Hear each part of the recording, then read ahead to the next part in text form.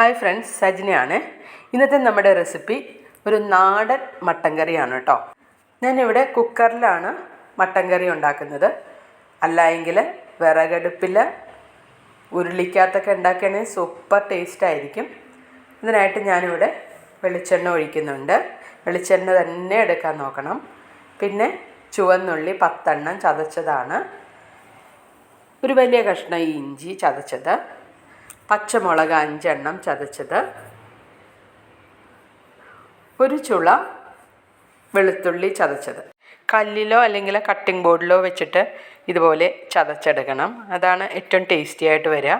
ഇനി നന്നായിട്ടൊന്ന് വഴറ്റി കൊടുക്കാം. ഇനി ഞാനിവിടെ 3 വലിയ സവാളയാണ് എടുത്തിരിക്കുന്നത്. ഇതുപോലെ നീളത്തിലരിയുക. ചെറുതായിട്ടൊന്ന് വഴന്ന് വരണം.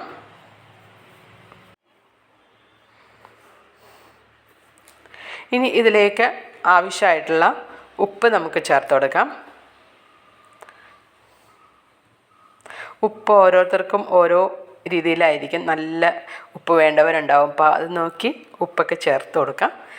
നന്നായിട്ടൊന്ന് വഴറ്റി കൊടുക്കാം. എൻ്റെ പച്ചമണമൊക്കെ മാറി ഇതുപോലെ ഒരു പിങ്ക് കളറായിട്ട് വരണം. അതുവരെ നന്നായിട്ടൊന്ന് വഴറ്റി കൊടുക്കാം.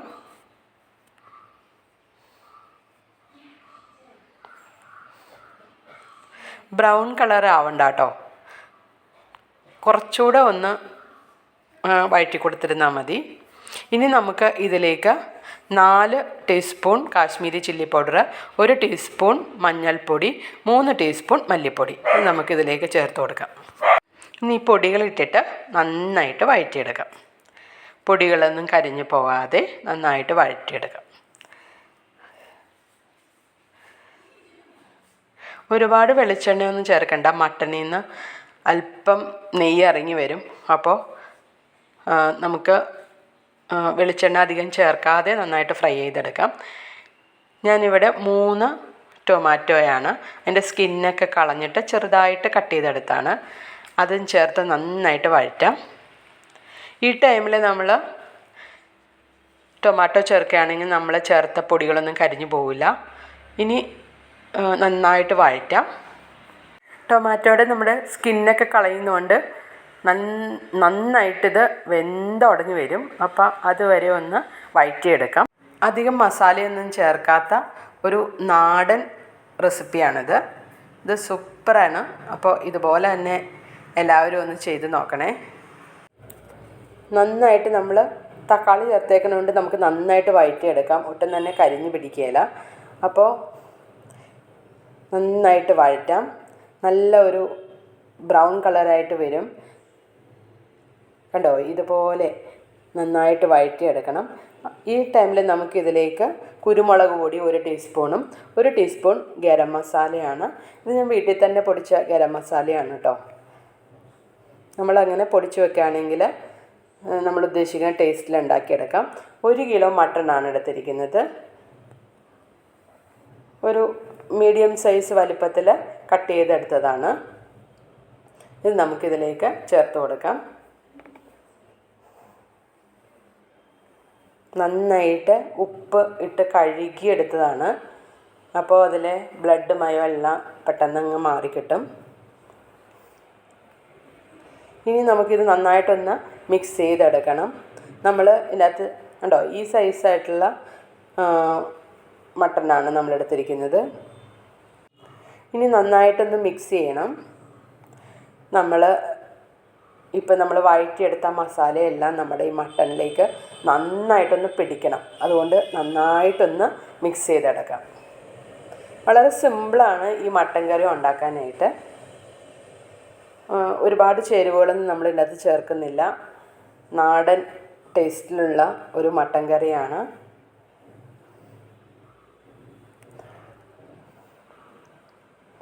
നന്നായിട്ട് മിക്സ് ചെയ്യാം. നമ്മൾ വഴറ്റിയെടുത്ത മസാല എല്ലായിടത്തും പിടിക്കണം. അതുപോലെ നന്നായിട്ട് മിക്സ് ചെയ്തെടുക്കാം.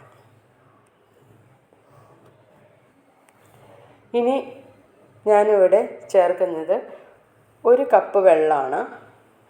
നമ്മുടെ കുക്കറിൽ അടിക്കൊന്നും പിടിക്കാതിരിക്കാൻ വേണ്ടിയിട്ടാണ് അങ്ങനെ ചെയ്യുന്നത്. പിന്നെ വെള്ളം ഒഴിക്കുമ്പോഴാണ് കറക്റ്റ് ആ ഗ്രേവി വരുന്നത്. ഞാനിവിടെ കുക്കറിൽ 3 വിസിൽ വരുന്നത് വരെയാണ് വേവിക്കുന്നത്. ഏതാണ്ട് ഒരു 15 മിനിറ്റോളം വേവിച്ചായിരുന്നു. ഇനി നമുക്കിത് തുറന്ന് നോക്കാം. ഇതിൽ സ്റ്റീമെല്ലാം പോയതിന് ശേഷമാണ് തുറന്ന് നോക്കുന്നത്. അപ്പോൾ ഇതിൽ കുറച്ച് ഗ്രേവി ഉണ്ട്. ആ ഗ്രേവി നമുക്കൊന്ന് വറ്റിക്കണം. അപ്പോൾ ഒന്നും കൂടെ ഒരു തിക്ക് ഗ്രേവി ആയിട്ട് കിട്ടും. കണ്ടോ, ഇത്തിരി കൂടി നമുക്ക് കുറുക്കാനുണ്ട്.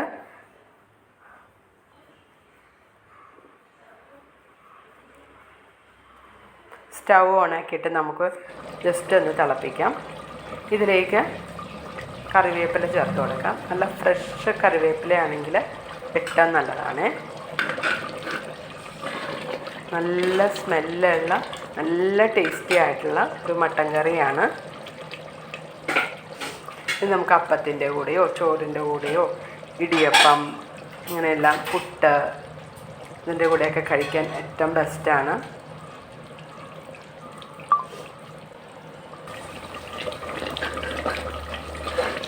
ഇത് അല്പം ഒന്ന് വറ്റി വരുന്നത് വരെ, ഇത് കുറുകുന്നത് വരെ, നമ്മുടെ ഇഷ്ടത്തിനനുസരിച്ച് കുറുകുന്നത് വരെ ഇതൊന്ന് തിളപ്പിക്കാം. നല്ലോണം വെന്തിട്ടുണ്ട്. ഉണ്ടോ, ചെറുതായിട്ടൊന്ന് കുറുകിയിട്ടുണ്ട്. ഇനി നമ്മൾ ഇത് കുക്കറിൽ ഇരിക്കും തോറും കുറുകി വരും. അപ്പം ഞാനിതൊരു സെർവിങ് പ്ലേറ്റിലെടുത്ത് കാണിക്കുക. അപ്പോൾ എല്ലാവരും ഇതുപോലെ തന്നെ മട്ടൻ കറി വീട്ടിലുണ്ടാക്കി നോക്കണം. എന്നിട്ട് അഭിപ്രായം പറയണേ.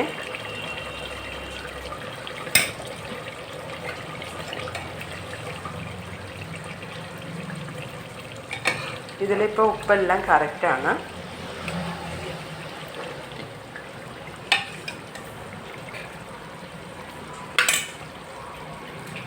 കണ്ടോ നമ്മുടെ മട്ടൻ കറി.